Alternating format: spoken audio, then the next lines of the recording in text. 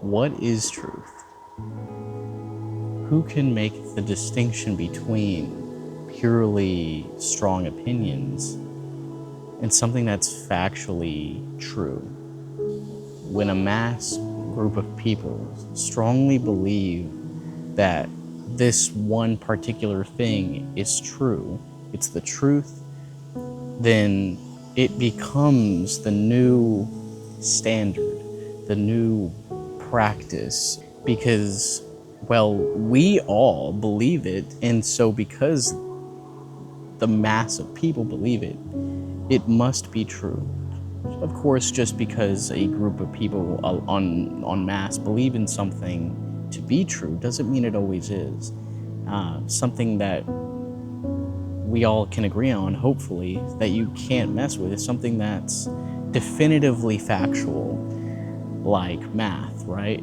2 plus 2 equals 4.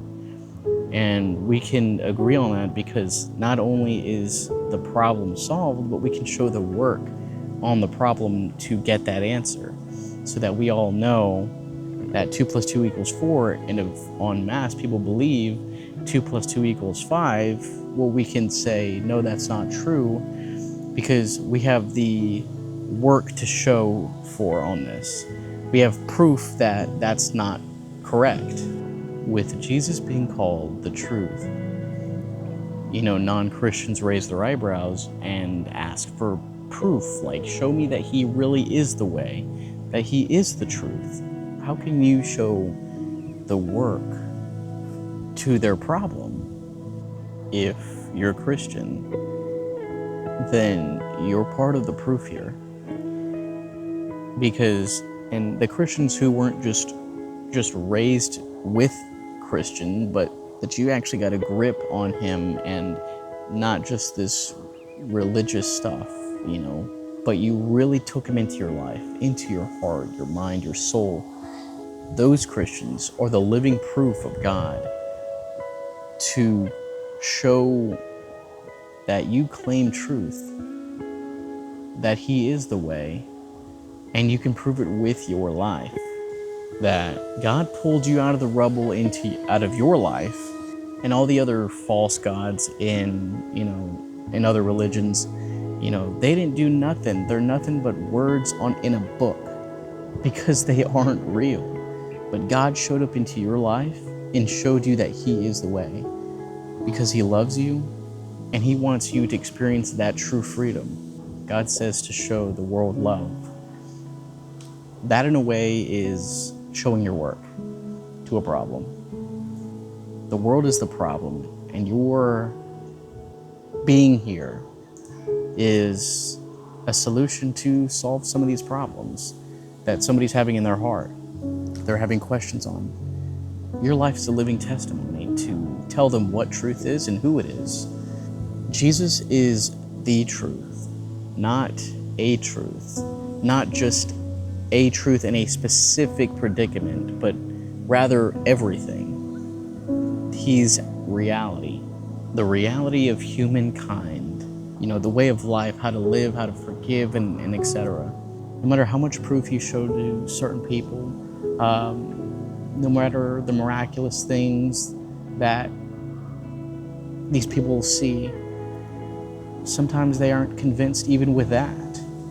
Sometimes it takes a Jesus encounter, like with just them in their bedroom, and God just shows up right there in order, because some people just shun away every Christian that comes their way.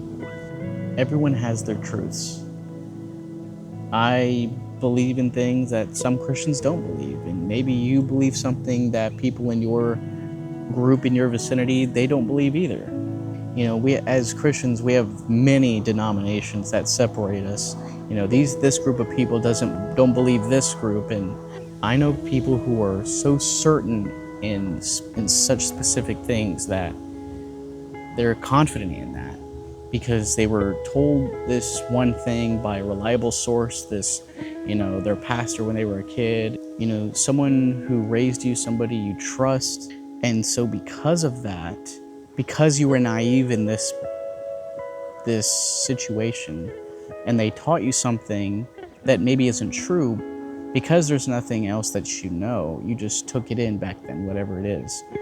But it's so engraved in their mind that it is true to them in their individual life.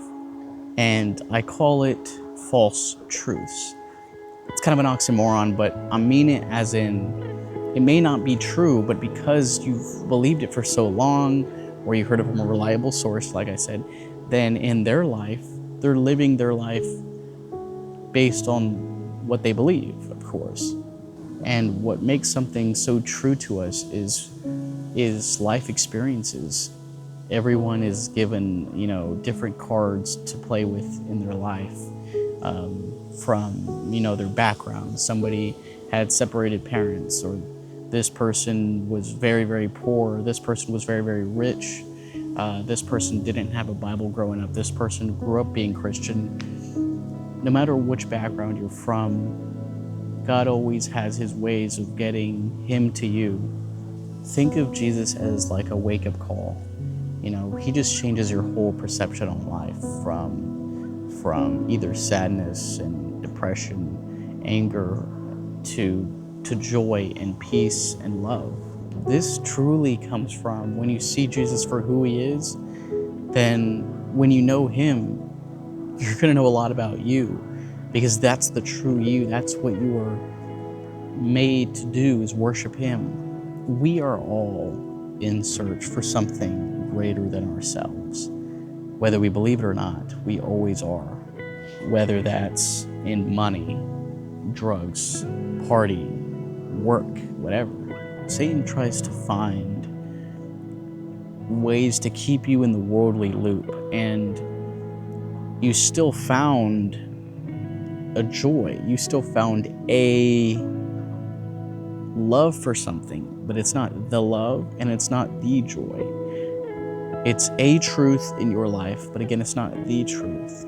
It's not going to give you the satisfaction that you actually need in your life. It may be something that you actually want, fleshly, but not spiritually, not the actual true desires of who you are. These little false realities, these little dopamines of joy, it just never lasts. It never stays. Notice that when you go after any of those things that I listed, that it changes you as a person. And you and I both know, not for the better, that it's like you're distancing yourself from who you actually are. And even when those people are in that life, in their mind, whether they say it or not, they are knowing something's missing, something's not adding up, but they cope with it by doing these things because it's all they know. It's such a deceiving thing, because